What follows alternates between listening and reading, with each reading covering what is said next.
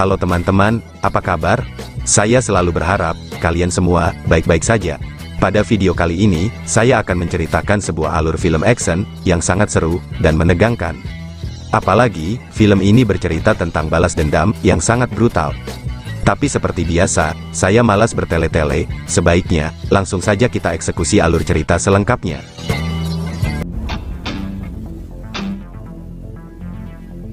Film diawali di sebuah kota kecil.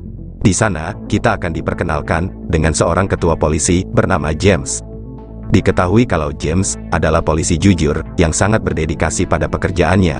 Dia tidak akan segan-segan memberi pelajaran yang sangat brutal kepada siapapun yang berani membuat kekacauan di wilayahnya. Prinsip itulah yang membuat James disegani oleh semua warga termasuk para deputinya.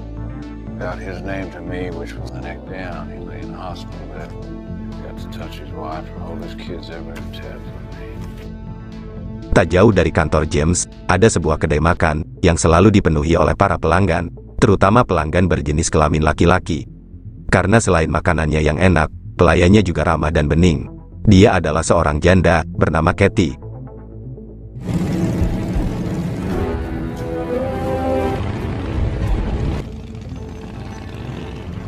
Tak lama kemudian, masuklah dua orang anggota geng motor ke kota kecil tersebut. Deputi Matt yang melihat itu, tampak sedikit keheranan. Kenapa geng motor berkunjung ke kota pagi-pagi begini? James berpikir, mungkin mereka sedang tersesat. Kemudian, mereka singgah di kedai makan Katie. Semua pengunjung yang melihat itu, tampak keheranan. Karena tidak biasanya, geng motor memasuki kota kecil tersebut, yang penduduknya hanya 1000 jiwa saja. Apalagi kedua orang ini, bertingkah seperti preman kampung, yang tidak tahu sopan santun. Bahkan, salah seorang yang bernama John, memaksa Katie menyuguhkan minuman keras. Padahal, Katie sudah bilang, kalau alkohol baru bisa dijual pada malam hari, sesuai kebijakan di kota itu. Tetapi John terus memaksa sembari memegang tangan Katie. Katie pun marah, dan inilah yang dia lakukan.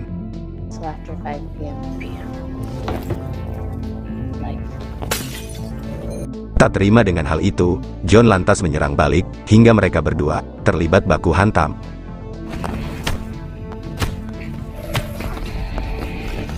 Sedangkan Chris teman John, hanya menonton saja, sembari menyeruput kopi milik pengunjung lain. Tak lama James muncul, dan inilah yang ia perbuat.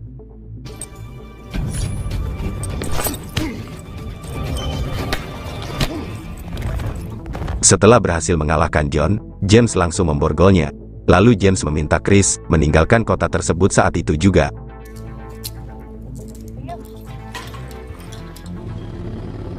Setelah itu, James membawa John ke kantornya. James lantas menyuruh Matt membawa John ke penjara yang terletak di kota sebelah. Sementara, ia akan tetap berada di kota untuk menjaga keamanan warga. James yakin kalau anggota geng motor John yang lain pasti akan datang ke kota itu.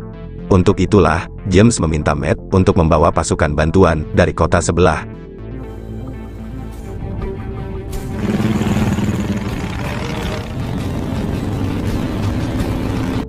Di dalam perjalanan, Matt berpapasan dengan geng motor yang tengah menuju ke kota kecil tersebut.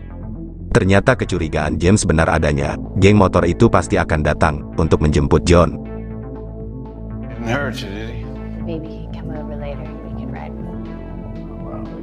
Beralih ke James yang saat ini berada di kedai makan Katie. Di sini, Katie memuji James sebagai pria tangguh, cocok dengan tipe pria idamannya. Di tengah obrolan, tiba-tiba listrik padam, bahkan sinyal juga mati. Ternyata, salah satu anggota geng motor telah mensabotase aliran listrik dan juga sinyal di kota itu.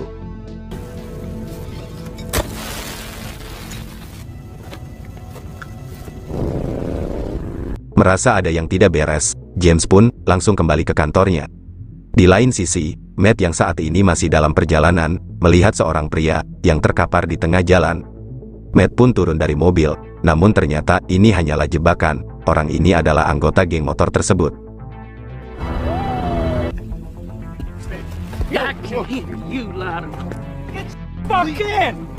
Dia bernama Michael. Michael langsung menyandra Matt dan membebaskan John. Adegan berpindah pada sebuah mobil van yang berusaha menyusup ke kota itu melewati perbatasan.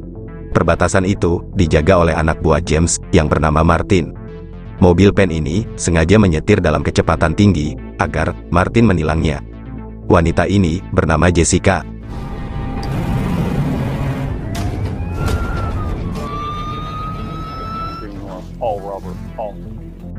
Martin berhasil mencegat mobil itu dan meminta Jessica menunjukkan SIM. Malangnya, Martin tewas ditembak oleh seseorang dari arah belakang.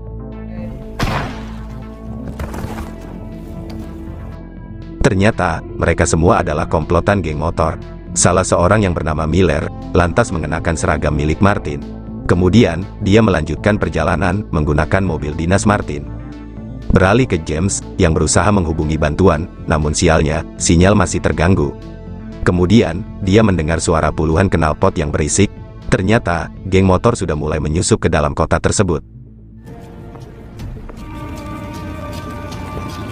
Di saat James sedang menatap tajam ke arah geng motor tersebut, tiba-tiba, ia ditodong senjata oleh Chris dari arah belakang. Di balik itu, James tengah berpikir, apa sebenarnya yang diinginkan oleh geng motor ini. Ternyata, mereka berniat mengincar satu-satunya bank yang ada di kota kecil tersebut. Pantas saja geng motor ini lebih dulu mensabotase sinyal dan melumpuhkan semua polisi yang bertugas di kota tersebut.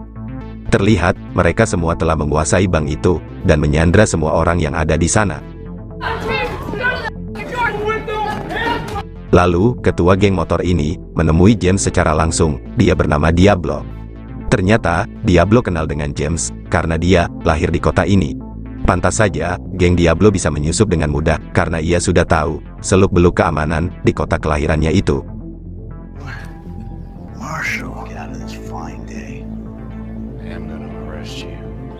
Bahkan, salah satu pegawai bank juga merupakan anak buah Diablo. Kemudian, Diablo menyuruh anak buahnya menguras semua uang di dalam brankas.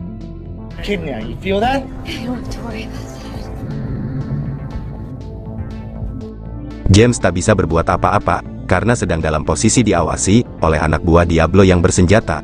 Tak lama setelah itu, mereka membawa Matt yang juga dalam posisi yang sama.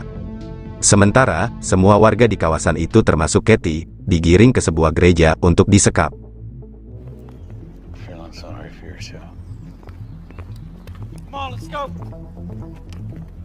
Di waktu yang sama, uang dari kasino berjumlah puluhan juta dolar akan dipindahkan ke bank tersebut. Menggunakan sebuah truk lapis baja, petugas kasino mengantar uang itu. Tanpa mereka sadari, bank tersebut kini sedang dirampok.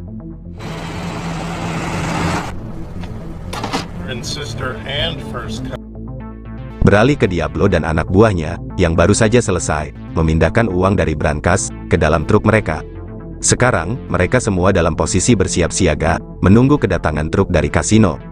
Lalu tiba-tiba, seseorang menembak beberapa orang anak buah Diablo.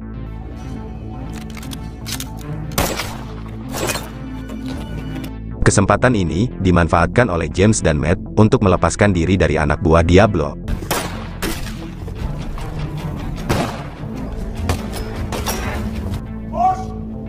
Ternyata, orang itu adalah kakek tua, si pelanggan setia kedai makan Katie. Sedangkan Diablo mengancam akan menghabisi seorang warga jika si patua tidak segera keluar dari persembunyiannya. Kebetulan pula, wanita ini adalah istri muda si patua tersebut.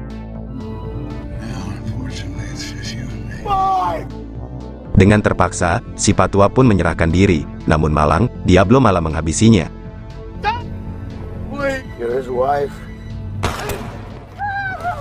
Setelah itu, Diablo kembali mengancam akan menghabisi wanita ini jika James dan Matt tidak segera menyerahkan diri.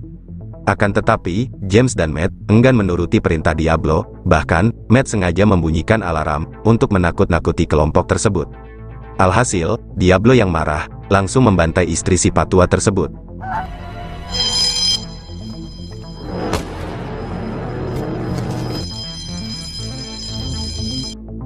Kemudian, James membuat jebakan untuk menyambut kedatangan anak buah Diablo yang akan menyerang mereka di ruangan itu. Setelah jebakan selesai dibuat, James dan Matt bergegas pergi dari sana lewat pintu belakang. Inilah yang terjadi ketika dua orang anak buah Diablo menerobos ruangan tersebut.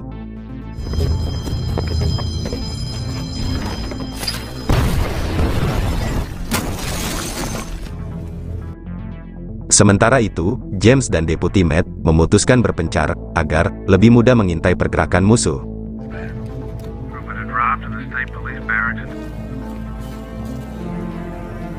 Akhirnya, truk kasino sampai, namun si supir merasa ada yang janggal dengan keadaan kota yang sepi, tidak seperti biasanya.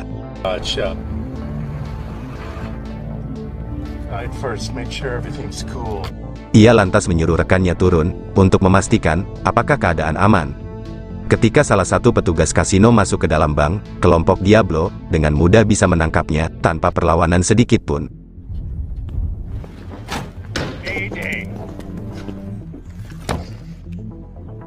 Kemudian, Diablo mengancam akan menghabisi rekannya jika si supir tidak membuka truk tersebut.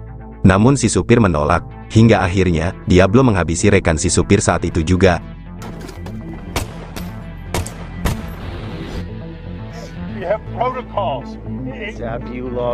Si supir mencoba menghubungi polisi, namun percuma, karena sinyal di kota itu sudah mati total. Kemudian, kelompok Diablo berusaha membobol truk lapis baja tersebut menggunakan alat peledak.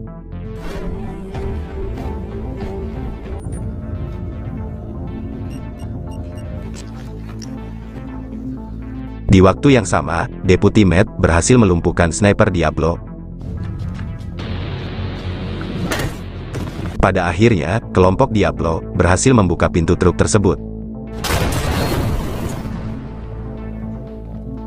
Mereka sangat senang, karena telah berhasil menguasai uang bernilai puluhan juta dolar.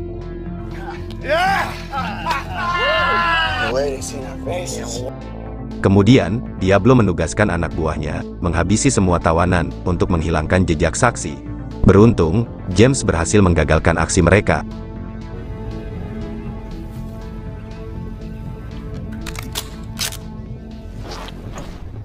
Setelah itu, Diablo mengarah ke gereja, tempat para sandera ditawan. Kemudian, ia menjadikan Katie sebagai ancaman, untuk memancing James dan Deputi Matt keluar dari persembunyian. Ternyata, Diablo menaruh dendam dengan James, karena James lah, yang telah membunuh ayah Diablo, yang seorang ketua rampok.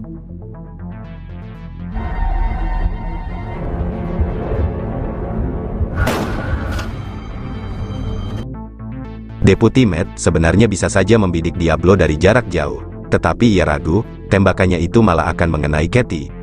Sedangkan James, saat ini juga sudah bersiap-siap, membidik dengan senapan laras panjangnya. Bodohnya, Deputi Matt malah menyerahkan diri untuk menyelamatkan Katie.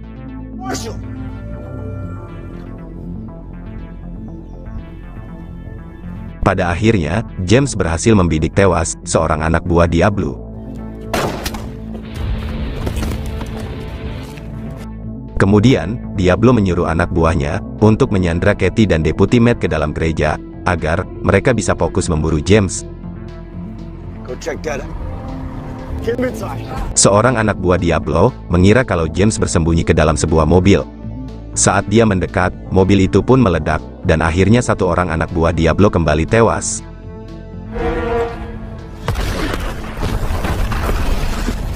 Ternyata, James sudah menyiapkan beberapa jebakan untuk menjebak kelompok tersebut. Di dalam gereja, Katie memberitahu Deputi Matt kalau di samping gereja ada sebuah gudang yang terdapat sebuah radio.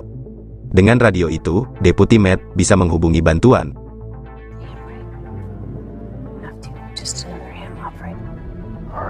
Di saat anak buah Diablo lengah, Deputi Matt segera menuju ke dalam gudang tersebut. Setelah berhasil menemukan radio itu, ia segera menghubungi polisi bantuan.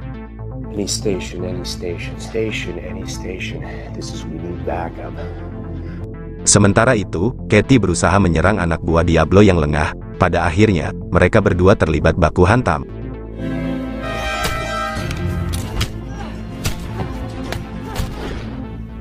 Setelah berhasil membunuhnya, Katie lantas menyuruh semua tawanan untuk mencari tempat perlindungan yang lebih aman. Beralih ke James, yang saat ini mengambil perlengkapan senjata untuk menghabisi kelompok Diablo. Pada waktu yang bersamaan, kelompok Diablo muncul hingga baku tembak pun terjadi.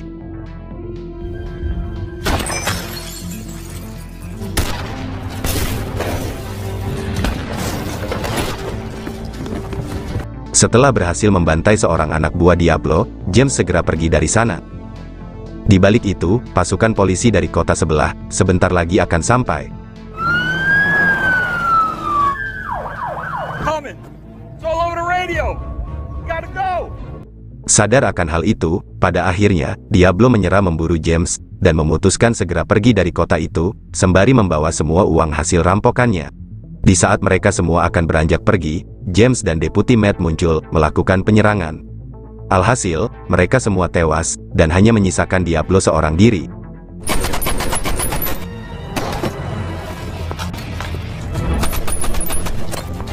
Karena mobil sudah tidak berfungsi, Diablo memutuskan kabur dengan motor curian, sembari membawa uang hasil rampokan. Sialnya, James malah kehabisan amunisi. Katie mengambil sebuah senjata, dan menunggangi seekor kuda, kemudian, ia menjemput James.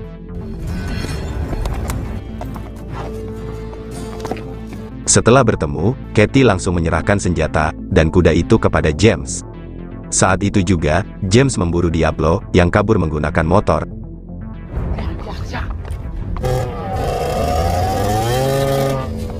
Hingga pada akhirnya, James berhasil mencegat Diablo.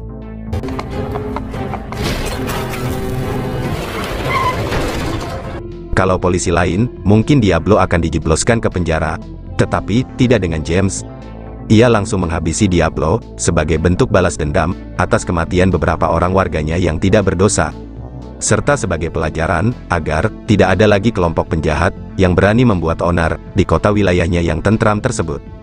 Happy? We're killing innocent people.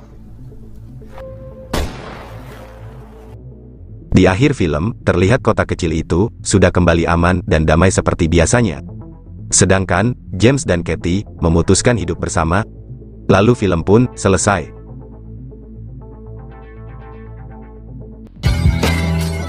Baiklah teman-teman, sampai di sini dulu, video saya hari ini. Semoga kalian suka, dan sampai jumpa lagi di video selanjutnya.